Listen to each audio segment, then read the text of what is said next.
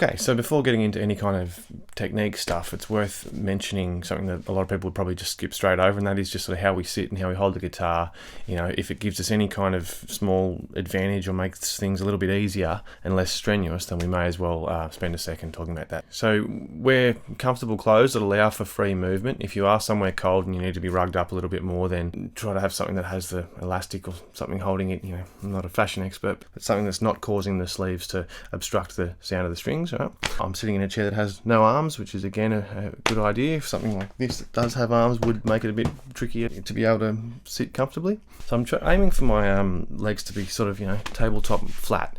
If I sat on a chair that was too high up, it would mean that my legs would sort of go at an angle this way, which would cause the guitar to tip back, which we're trying to avoid. If it would tip back too much. The opposite problem is that if I was on a chair that was too low, my legs would be going up this way, and that wouldn't work very well either. But what I most commonly see when they first pick up the guitar is that they want to really tip it back so they can see exactly where they're putting their fingers.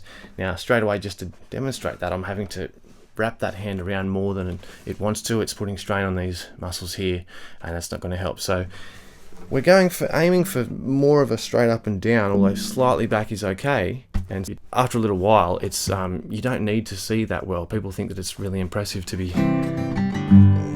playing without looking at the guitar, but it's actually not that hard. It's not really much different once you get used to the layout of the frets and the strings. So close to straight up and down, legs flat, tipped back just slightly if it's more comfortable for you. There's also the classical guitarists and things that have a little footstool that they have to sit up on, and to me those things are just silly, but if you find it more comfortable to use one of those classical footstools, then by all means. Also, you'll see people sitting cross-legged and all this sort of thing, but really, yep, the best thing we're aiming for, nice and flat, feet about and slightly wider than shoulder width, simple.